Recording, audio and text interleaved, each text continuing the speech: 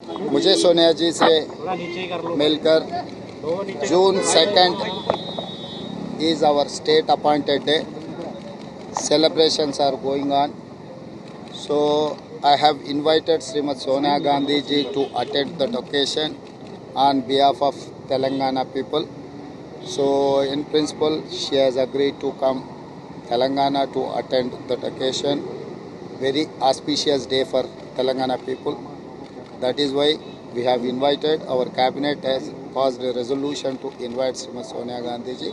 I have conveyed my cabinet decision and Telangana people's request. And so PM is now targeting the Congress that over reservation issue, and even Pakistani leaders praising Congress leaders. How do you look at it, sir? And मैं एक बात साफ कहना चाहता हूँ, जब जब चुनाव आएंगे तब तक मोदी जी को पाकिस्तान याद आएंगे। भाई किसने गया पाकिस्तान प्राइम मिनिस्टर बर्थडे के लिए? कांग्रेस नेता लोग थोड़ी गया। मोदी जी को जब पसंद है पाकिस्तान जाएंगे, पाकिस्तान में प्रेसिडेंट वहाँ के नेता जन्मदिन में मिलेंगे या गला मिलेगा, नहीं तो पाकिस्तान से अच्छा रिश्ते के बारे में बोलेगा। और कभी उनको पसंद है तो उनके घर के बगल में मुसलमान भी थे, रमज़ान भी अच्छा वो लोग बनाए, ये सब सारे याद आएंगे। जब कांग्रेस पार्टी चुनाव में मोदी जी को जो सवाल उठाए, पिछले 2 चुनाव में जो वादा किया था जनता को, किसान का डबल इनकम, 15 लाख रुपए जनधन खाता में हर गरीब को डालने का, और 2 करोड़ नौकरी हर साल डालने का, और हम लोग ये भी सवाल उठाए कि संविधान बदलने के लिए कोशिश कर रहा है, और SC ST OBC आरक्षण हटाने के लिए जो भारतीय जनता पार्टी कोशिश कर रहा है, ये सब सारे हम लोग सवाल उठाए। तो तब भारतीय जनता पार्टी को ये आधार है पाकिस्तान या मुसलमान।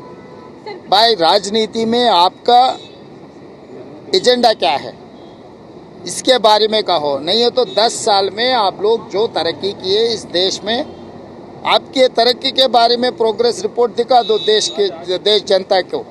Sir, 6th phase of elections is over now. प्रधानमंत्री बने हैं, कांग्रेस पार्टी ने उन्हें हमेशा गालियां दी है। कांग्रेस पार्टी के पास अब एक ही मुद्दा है कि प्रधानमंत्री को गाली देकर अपने आप को आगे रखना है। तो वो बार-बार ये कहते हैं कि कांग्रेस पार्टी केवल प्रधानमंत्री को गाली देती है। नहीं, ये पिछले कम से कम 1981 से लेकर भारतीय जनता पार्टी शुरू हो गया, तब से गांधी परिवार को गाली देते देते भारतीय जनता पार्टी यहाँ तक पहुँच चुका है। अभी मोदी जी को भारतीय जनता पार्टी को गाली देने के लिए, कुछ कहने के लिए कुछ वजह ही नहीं है। इनका जो इलेक्शन वादा थे, इनके 10 साल सरकार के जो राजनीति था, नहीं तो उनका एक्शन प्लान था, इसमें सारे सब फेल हो गए। इसके बारे में जवाब नहीं है भारतीय जनता पार्टी का नहीं, इसीलिए मोदी जी कुछ गाली दे रहा है, ऐसे बहाना सामने ले आके खड़ा कर रहा है। क्यों, हमको क्या जरूरी है मोदी जी को गाली देने का? मोदी जी इस देश के प्रधानमंत्री है। अगर बीजेपी के नेता लोग माने या नहीं माने, कांग्रेस पार्टी तो जब प्रधानमंत्री कुर्सी में कोई भी बैठने दो, अटल बिहारी वाजपेयी जी बैठने दो, नरेंद्र मोदी जी बैठने दो, कुर्सी के लिए हम लोग कभी भी कम नहीं किए।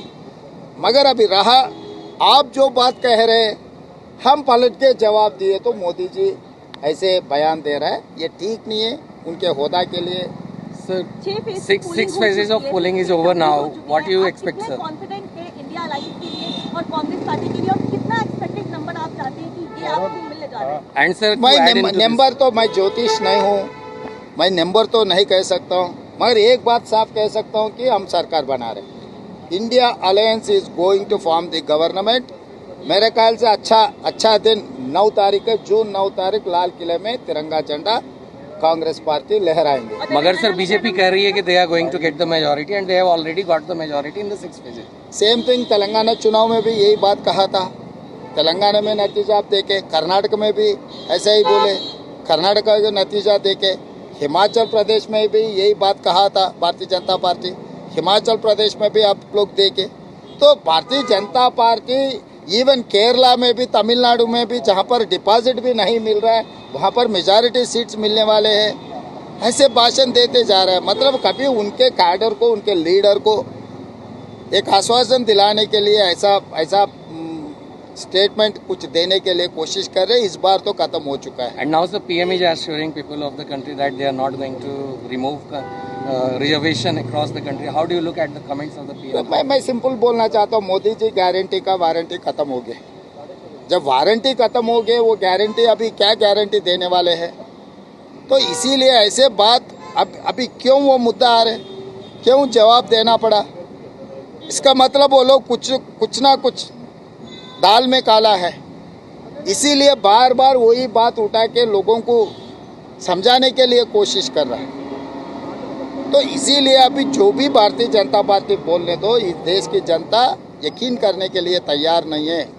इस देश की जनता तैयार हो गई कि भारतीय जनता पार्टी हटाने के लिए और इंडिया अलायंस को जिताने के लिए इस बार इंडिया अलायंस सरकार बनाने वाले हैं।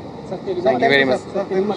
ఈరోజు శ్రీమతి సోనియా గాంధీ గారిని కలిసి జూన్ 2 నాడు తెలంగాణ రాష్ట్ర అవతరణ 10 సంవత్సరాలు పూర్తి చేసుకుంటున్న ఉత్సవాలను ఏదైతే జరుపుకుంటున్నామో, మొన్న జరిగిన మంత్రివర్గ సమావేశం అంతా ఏకగ్రీవంగా తీర్మానం చేసింది. శ్రీమతి సోనియా గాంధీ గారిని ప్రత్యేక అతిథిగా తెలంగాణ రాష్ట్రం ఇచ్చిన నాయకురాలుగా వారిని తెలంగాణకు ఆహ్వానించి 10 సంవత్సరాలు పూర్తి చేసుకుంటున్న ఉత్సవాలలో వారి యొక్క భాగస్వామ్యాన్ని తెలంగాణ ప్రజలు కోరుకుంటున్నారు.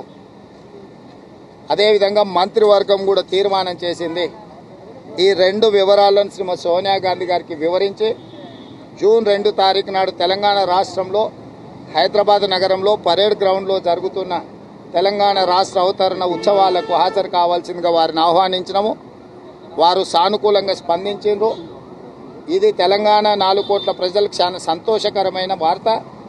మేమందరం కాంగ్రెస్ శ్రేణులమందరం కూడా సోనియా గాంధీ గారి పర్యటన కోసం, రాష్ట్ర అవతరణ ఉత్సవాల కోసం ఎదురు చూస్తున్నాము.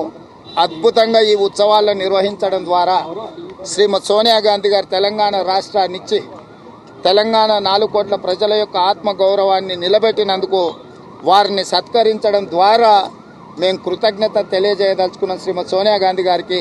వారు మా ఆహ్వానాన్ని మన్నించి వారు రాష్ట్రానికి రావడానికి ఒప్పుకున్నందుకు వారికి మనస్ఫూర్తిగా కాంగ్రెస్ పార్టీ అధ్యక్షుడిగా, తెలంగాణ రాష్ట్ర ముఖ్యమంత్రిగా ధన్యవాదాలు తెలియజేస్తున్నా. రాష్ట్రంలో ఉండే ప్రముఖులందరూ, ఉద్యమకారులందరినీ, ఎవరెవరైతే ఉద్యమంలో పాల్గొన్నారో వాళ్ళందరినీ కూడా భాగస్వాములను చేస్తాం. ఇది ప్రజా పాలనలో చేసుకుంటున్న మొట్టమొదటి ఉత్సవాలు. తప్పకుండా తెలంగాణ ఉద్యమంలో భాగస్వాములైన బాధ్యత వహించిన ప్రతి ఒక్కరిని అధికారికంగా ఆహ్వానిస్తున్నాం. వారందరికీ కూడా సముచితమైన గౌరవము దక్కుతుంది. తెలంగాణ ఉద్యమకారులు ఎంతమంది గుర్తించారు? వారికి ఇప్పుడు అవన్నీ కోదండరామ్ గారి నేతృత్వంలో ఆ లిస్టును అంతా కూడా తయారు చేయమని చెప్పినాం. తొందరలోనే వాటి వివరాలన్నీ కూడా తెలియజేస్తాం.